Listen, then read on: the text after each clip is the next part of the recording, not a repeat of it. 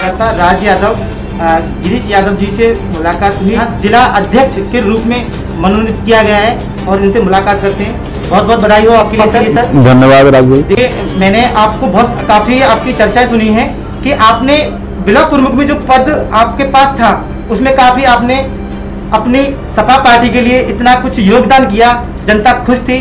और इसके पद को देखते हुए जनता ने क्या हमारी सपा सरकार आपकी उन्होंने, और आपको मेरा सबसे पहले आपसे एक क्वेश्चन होगा कि समाजवादी जो पार्टी है उसमें आप ब्लॉक प्रमुख रहे थे, तो आपने जनता के प्रति कैसी जो आपके कार्य शैली थी वो कैसी भूमिका निभाई थी आपने? देखिए राज जी, जहाँ तक ब्लॉक प्रमुख है, हम वर्तमान में ब्लॉक प्रमुख भी हैं। हम 2015 में ब्लॉक प्रमुख चुने गए, जिनका काल 2021 तक का है। जब हमारी सरकार थी समाजवादी पार्टी की 17 तक, उस समय हमने अपने क्षेत्र में जनेश्वर लोहिया, जनेश्वर गांव पर लोहिया आवास कराए और जनता की बहुत सारी विकास योजना कराई। हमारी जब सरकार चल रही थी उस समय राज्य वित्त से प्रत्येक ब्लॉक को अच्छी मद में पैसा मिलता था, इसके आधार पर हम कार्य करा रहे थे। लेकिन जो वर्तमान में सरकार चल रही है उत्तर प्रदेश में बीजेपी सरकार, वो हमें मालूम है सारे बजट को शुरू से कम कर दिया गया। जो क्षेत्र पंचायत निधि हुआ करती थी हर एक किस लगभग 24 से 25 लाख की, वो लाके 12 से 13 लाख की। अब हुआ क्या है कि जो पैसा कम हुआ है तो उसके आधार पर वो काम संभव अब नहीं हो पा रहे जो हमारी समाजवादी पार्टी के सरकार में हो रहे थे। हमारी सरकार में समाजवादी पेंशन चल रही थी, वो आज खत्म कर दी, और बहुत सारी योजनाएं थी जो उन्होंने खत्म कर दी। ये हमारी अपनी सरकार का एक बहुत जो हमारे प्रमुख के कार्यकाल का विषय है। अच्छा, मेरा आपसे दूसरा सवाल ये है कि यहाँ जो बिजली की समस्या को लेकर के काफी हम गाँव में जाते हैं तो काफी समस्या मिलती है। क्या बिजली महंगी है? क्या जनता, किसान या कोई आम मजदूर इसको लेकर के आपने धरने, जैसे कि सपा पार्टी ने बहुत काफी आगे को एक्शन लिए और काफी ऑब्जेक्शन उठाया, तो इसके ऊपर किसी पार्टी ने या अगर विद्रोह किया तो उसके लिए क्या रिजल्ट मिला? देखिए, आपको ये मालूम होगा कि जब हमारी सरकार थी आदरणीय अखिलेश जी, उस समय जगह जगह हमारी पार्टी ने पावर स्टेशन तैयार कराए थे। एटा के पास में मलाम में बहुत बड़ा प्रोजेक्ट है जिसको हमारी सरकार के टाइम पे, और भी सारे प्रोजेक्ट थे, सोलर थे, जिसको हमारी सरकार बिजली बनाने के लिए कर रही थी। और हम वो प्रोजेक्ट हमारे सफल होते हैं, हम और आगे उसको बढ़ाते, तो निश्चित रूप से उत्तर प्रदेश को कोई बाहर से बिजली नहीं लेनी पड़ती।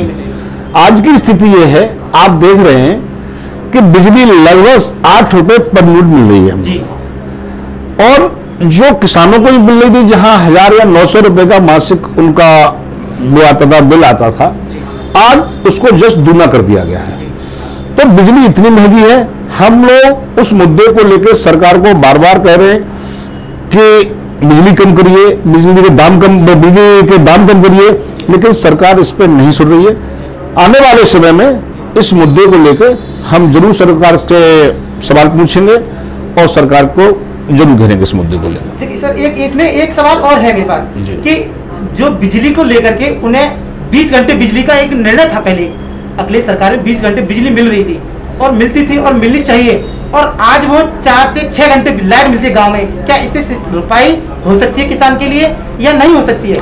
देखिए, हमारी सरकार में शहरों को 22 से 24 घंटे मिली थी, किसानों को रूरल एरिया लगभग 18 घंटे से 20 घंटे बिजली दे रही थी। इन्होंने, बीजेपी सरकार आई, इन्होंने वादा किया कि हम 22 घंटे और 20 घंटे बिजली देंगे, लेकिन जब हम क्षेत्र में रहते हैं हमें बिल्कुल किसानों का आ जाए, बिजली आती है 1 घंटे चलेगी, आधे घंटे के लिए ट्रिप मारेगी।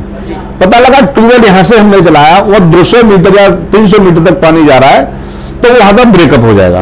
ये किसान की बहुत बड़ी समस्या है। आप हम ये कह रहे हैं कि जितने भी आप 12 घंटे दें, 14 घंटे दें, आप कंटिन्यू दें, जिससे कि किसान की फसल को पानी सुचारू रूप से मिल सके और उसको उसमें मदद मिल सके। ये और बिजली का जो समय है, शहर में आप देख लीजिए, ये 24 घंटे की बात करें, हम लोग महानगर में बैठे हुए, महानगर में स्थिति ये है कि 4 घंटे लाइट आएगी, फिर आधे घंटे का ट्रिप मारेगी, 1 घंटे का ट्रिप मारेगी।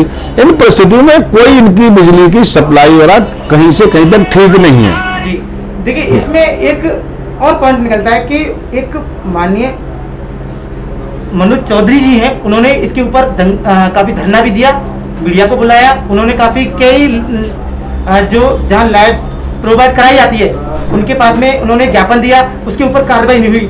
क्यों नहीं हुई इसके ऊपर कार्रवाई? क्या ये सरकार ने कोई कार्रवाई नहीं की, या कहा जाए तो अधिकारियों ने नहीं की, या फिर किस प्रकार की ये कार्रवाई हुई? नहीं, देखिए, सरकार के पास पहली बात तो बिजली ही नहीं है जी। जब बिजली होती तो ये प्रॉपर मिलनी चाहिए। जब सरकार बिजली ले दूसरे प्रदेशों पे डिपेंड हो रही, जहां हमारी खपत जितनी है उसके आधार पर हमारा कोई प्रोडक्शन उत्तर प्रदेश में नहीं है। हम अन्य प्रदेशों से बिजली ले रहे हैं और वो प्रदेश इसको बार बार ड्रॉप करते हैं। जहां तक बात कही आपने व्यक्तिगत तौर पर, हमारे सभी लोग, समाजवादी लोग इस मुद्दे को लेकर ज्ञापन के तौर पर, धरना प्रदर्शन के तौर पर हम लोग बार बार इस मुद्दे को उठा रहे हैं, लेकिन सरकार इस मुद्दे पर कोई काम नहीं। अधिकारियों को इसमें कहीं, जब सरकार ही काम नहीं करेगी तो कहीं बिजली होगी नहीं तो आगे बढ़ेगी कैसे? जी। लेकिन वो जब सपा पार्टी के जो कार्यकर्ता है वो धरना देते हैं, क्या उन्हें धरना देने देते हैं? क्यों मारते हैं, क्यों लाठीचार्ज करते हैं? क्या उनका जान नहीं है? अगर ये कर रहे हैं तो क्यों कर रहे हैं, किसके ऊपर कर रहे हैं? देखिए, आपको पता है ये सरकार दमनकारी सरकार है जी। हम कहेंगे ये सरकार हिटलरशाही सरकार है जी। ये पूरे सब जगह इन्होंने धारा 144 लगा रखी है। बिल्कुल। धारा 144 के नाम पर कोई हम लोगों को धरना प्रदर्शन नहीं करने दे रहे हैं। जी। अभी कोविड की वजह से धारा 188 लगा रखी है, जिसको हमें जानबूझ के हमारे जो बात विपक्ष की बात है, जो बात कहनी चाहिए, उससे रोका जा रहा है। अभी आपने देखा होगा पिछले हफ्ते में हमारे फ्रंटल्स के जो अध्यक्ष थे उत्तर प्रदेश में, उन पर किस बर्बरतापूर्वक लाठीचार्ज किया गया है, इसकी आप पराकाष्ठा देख लीजिए। कितने सर फटे हैं, कितना ब्लड निकला है। विपक्ष की आवाज को बुरी तरह से दबाया जा रहा है, जो ये सरकार विपक्ष को कोई सुनने को तैयार नहीं है। अभी आपने सुना होगा कि संसद में प्रश्नकाल बंद कर दिया गया है। अगर विपक्ष अपने प्रश्न नहीं पूछेगा तो सरकार का क्या औचित्य है? ये तो सरकार विपक्षी आवाज को दबा रही है, हम लोग इससे सहमत नहीं। अच्छा, एक और है मेरे पास क्वेश्चन कि जब कोई गाड़ी से गरीब आदमी अगर बाइक से जाता है, बिना विदाउट हेलमेट जाता है या विदाउट मास्क के निकलता है, उसका चुपचाप पीछे से फोटो खींच लिया जाता है। अगर उस पर पैसा नहीं है, 1000 रुपए का, 500 रुपए का, 1500 रुपए का चालाना है, क्या उसे जनता से पैसा ले करके ये आखिर को करेंगे क्या? और जनता से जितना पैसा गरीब से सताया जा रहा है तो गरीब क्या दुआ देगा, और आखिर को उसके लिए कैसी पार्टी की तरफ से माना जाए, और ये क्या होगा इसके लिए? देखिए, गरीब की आह बहुत बुरी है जी। हमारे उसमें कहते हैं कि उसके अच्छे अच्छे पत्थर तक पिघल जाते हैं। जी जी। आप निश्चित रूप से मान लीजिए, जिन गरीबों का खून चूसा जा रहा है जी, उनकी आह बीजेपी सरकार को 2022 में ले डूबेगी। इसमें हम निश्चित रूप से इस बात को मानते हैं। अब बात आती है जहां तक चालान की। अगर आपको चालान करना ही है जी, तो किसी को प्रॉपर तरीके से करिए कि उस पर हेलमेट नहीं है, या उसका हो क्या रहा है, किस नंबर का चालान कर रहे हैं, स्कूटर का चालान, कोई उसमें नहीं, केवल राजस्व कमाने के लिए गरीबों का खून चूस के बड़े लोगों को दिया जा रहा है।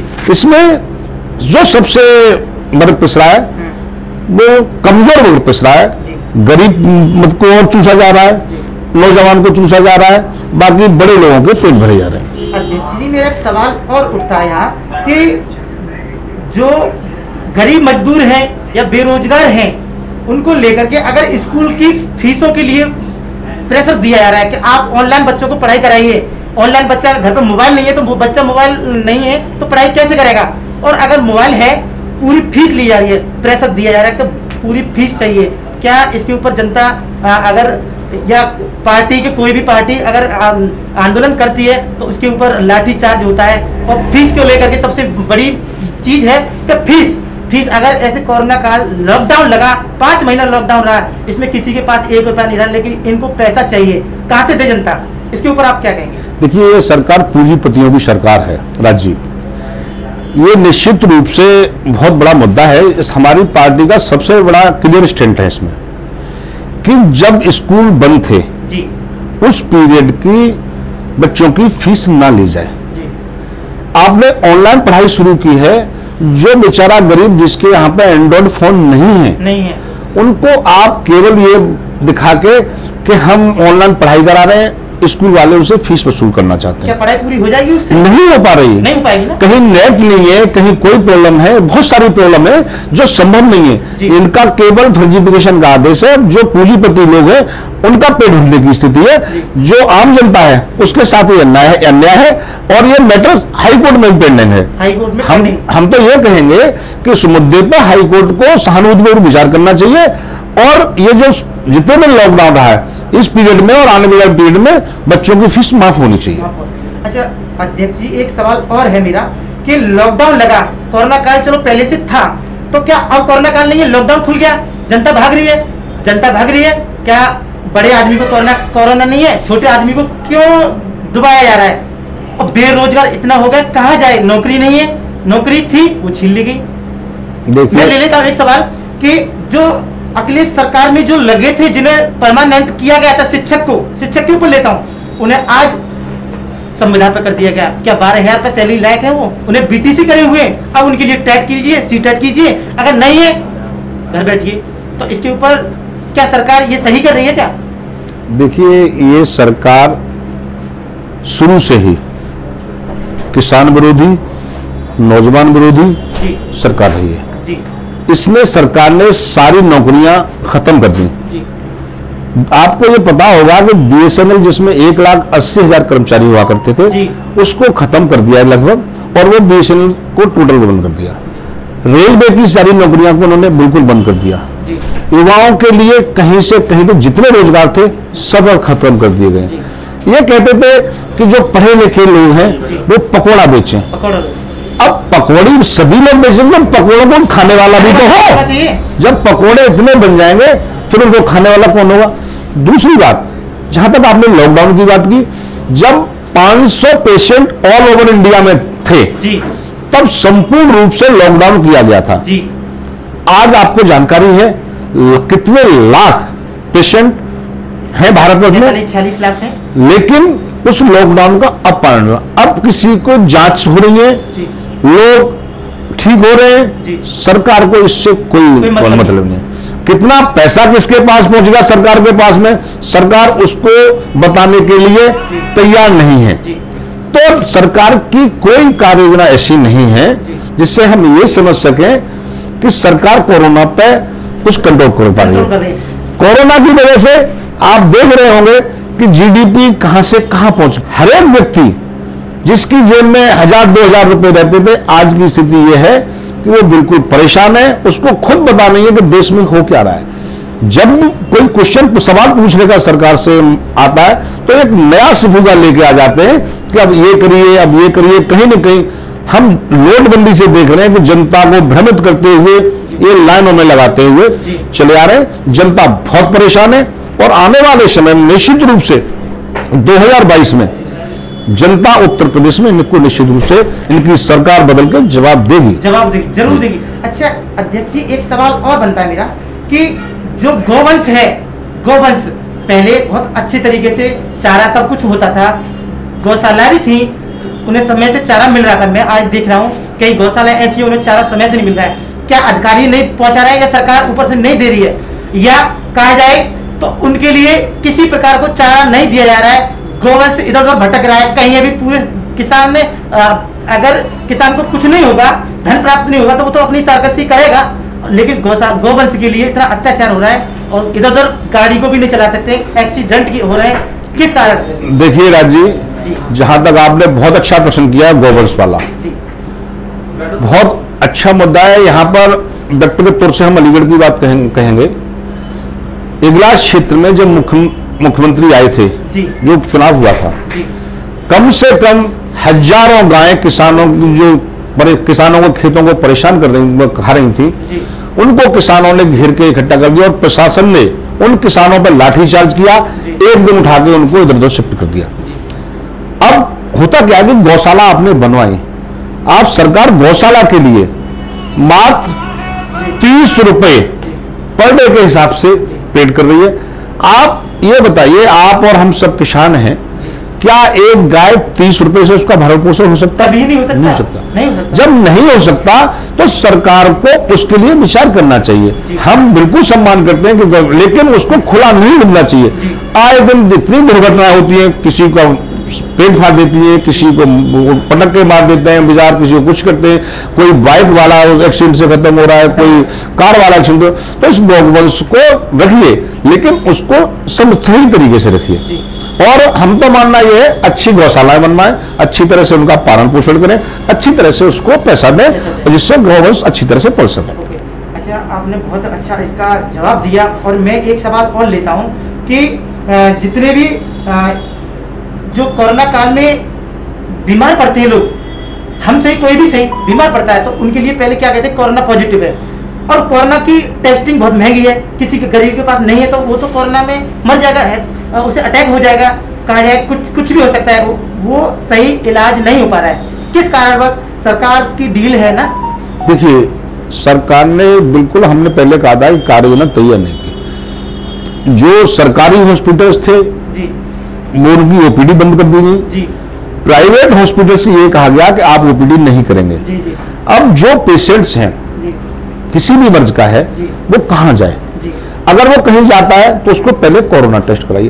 कोरोना टेस्ट के हम पे इतने संसाधन नहीं है, इतनी लैब्स नहीं है हमारे पास में कि हम प्रॉपर तरीके से उसको टेस्ट करा सके। दूसरा, इतना महंगा इलाज ट्रीटमेंट है कि आम आदमी के बस की बात नहीं है। जो गरीब और लोग हैं वो टेस्ट करा ही नहीं पाते, और इससे कई लोग ऐसे हैं जो बेचारे इलाज के अभाव में उनकी मौत हो जाती है। देखिए, एक क्वेश्चन मेरा ये बनता है कि जब सपा सरकार थी, जब अगर थाने में कोई भी शिकायत करता था, अपनी शिकायत लेके जाता था, तो उसकी निष्पक्ष तरीका से, अच्छे तरीके से थाना इंचार्ज, एसआई, सब लोग बढ़िया तरीका से उनकी आवाज को सुनते थे। आज उनकी आवाज को नहीं सुना जा रहा है, उन्हें डंडा लाठियों से पीटा जा रहा है, उन्हें धमकाया जाता है कि रिश्वत दो, रिश्वत दो। रिश्वत किस बेस पे मांगते हैं वो लोग? देखिए, जहां तक भ्रष्टाचार का मुद्दा है जी, भ्रष्टाचार इस चरम पर है जी, जिसकी आप सोच नहीं सकते। जी, अगर आप पब्लिकली सर्वे करेंगे जी, तो आपको लगेगा कि भ्रष्टाचार चरम पर है। चरम पर।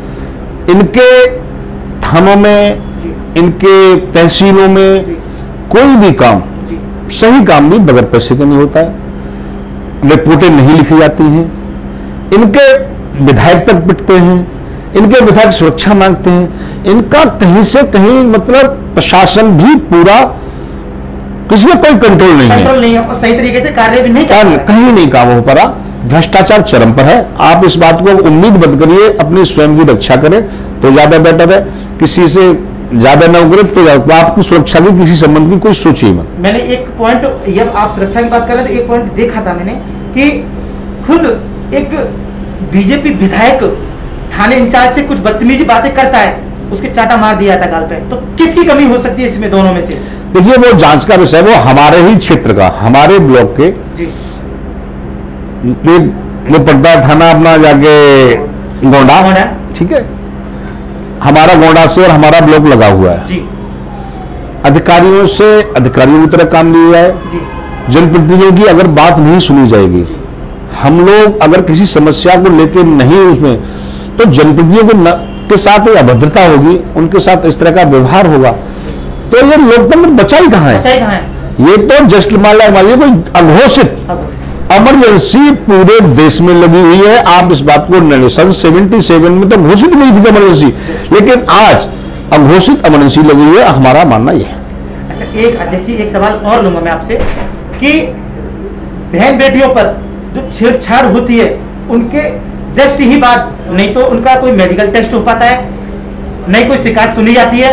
ज्यादा से ज्यादा देखा जा रहा है कि इसमें सुसाइड किए जा रहे हैं, ज्यादा से ज्यादा इस सरकार में, केंद्र की सरकार हो चाहे राज्य की सरकार हो, मैं देख रहा हूं काफी कि जितने केस आते हैं सबसे ज्यादा महिला को छेड़छाड़ के और सुसाइड के आते हैं। क्यों नहीं ये कंट्रोल हो रहा है? देखिए, जहां तक महिलाओं की सुरक्षा का सवाल है जी, हमारी जब सरकार थी समाजवादी पे, आपको ध्यान होगा हमारी सरकार ने जो एसिड अटैक्स वाली बच्चियां थीं जी, उनको एक ससम्मान एक जगह दिलाई थी। आज भी लखनऊ मौजूद है और वहां पे वर्क कर रही है शिरोज में। इन्होंने जैसे ही बीजेपी की सरकार बनी, इन्होंने कहा एक वो बनाएंगे रोमियो स्क्वाड करके। हाँ। आज वो रोमियो स्क्वाड और उसमें कहीं नहीं है, वो उस समय केवल घोषणाएं थी। आज बहन बेटी की कहीं इज्जत सलामत नहीं हो रही है। वो अगर घर से बाहर कहीं निकल के जा रही है तो ये पता नहीं है कि उसके साथ क्या व्यवहार हो सकता है, उससे कोई छीना झपटी हो सकती है, उसकी इज्जत के साथ खिलवाड़ किया जाता है, सामूहिक बलात्कार किए जा रहे हैं। आपने देखा होगा 9-9 साल की बच्चियों के साथ बलात्कार हो रहे हैं। बहन बेटियों की कहीं इज्जत सुरक्षित नहीं है। इस सरकार में नारी सम्मान की कोई बात ही नहीं है और नारी का न सम्मान ये लोग करना जानते हैं। आपने उदाहरण देखा होगा, अपने विधायक सेंगर थे, एक महात्मा चिन्मयानंद थे, और भी बहुत सारे आप केस हैं, आप उसमें रहते हैं, बहुत सारे केस ऐसे थे जिनमें कहीं से कहीं महिलाओं का मान सम्मान उनको नहीं मिल रहा है। और आज इस प्रदेश की महिलाएं अपने आप को असुरक्षित महसूस कर रही हैं। और मैं आपको कहूंगा कि हम भारतीय न्यूज पर आप अपनी पार्टी की तरफ से और अपनी अखिलेश यादव भैया जी की तरफ से कुछ शब्द और कुछ अपनी जनता से कुछ कहेंगे। देखिए, जहां तक हमारी पार्टी की बात है, हमारी पार्टी में 2012 में हमारी सरकार आई थी। हमारे युवा बहुत ही संघर्षी, पढ़े लिखे आदरणीय अखिलेश यादव जी मुख्यमंत्री बने थे। उनकी सोच बहुत बढ़िया, उनका विजन था।